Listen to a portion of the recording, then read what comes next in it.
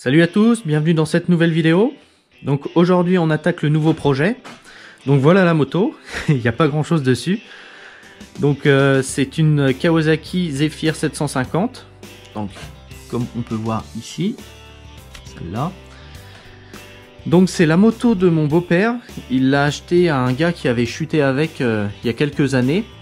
Et dans sa chute il avait fait un POC sur le réservoir et la fourche avait été un peu voilée.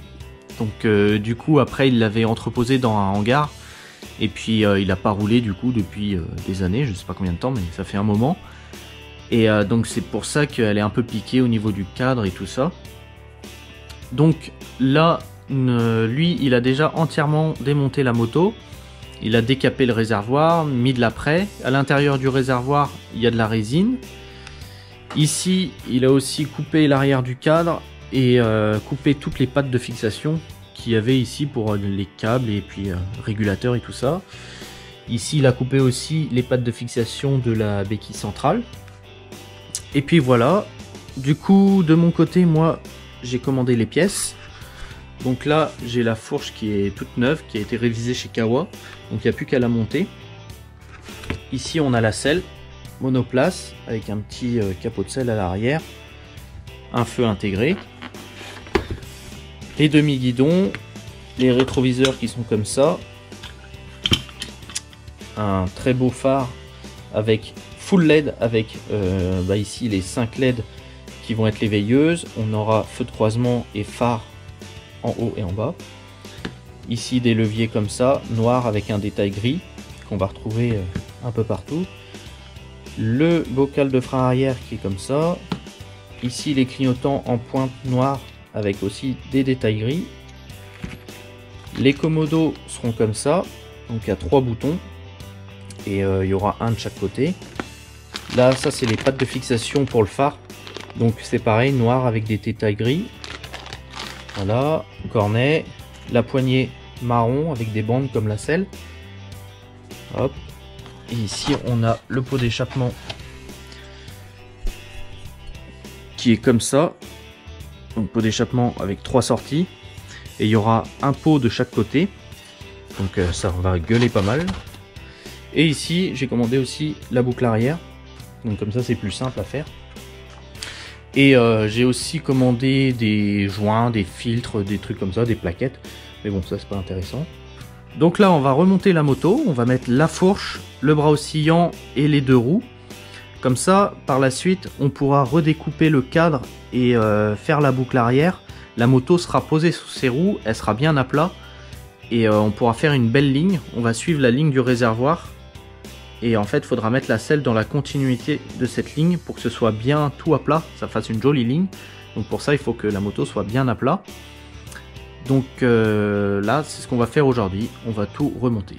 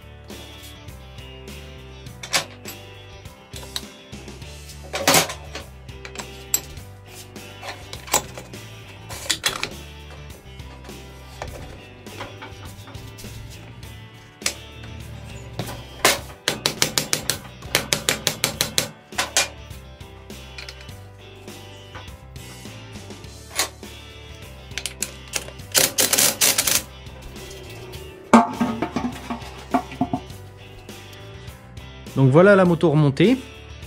Je vais mettre la selle pour qu'on se rende compte de la ligne.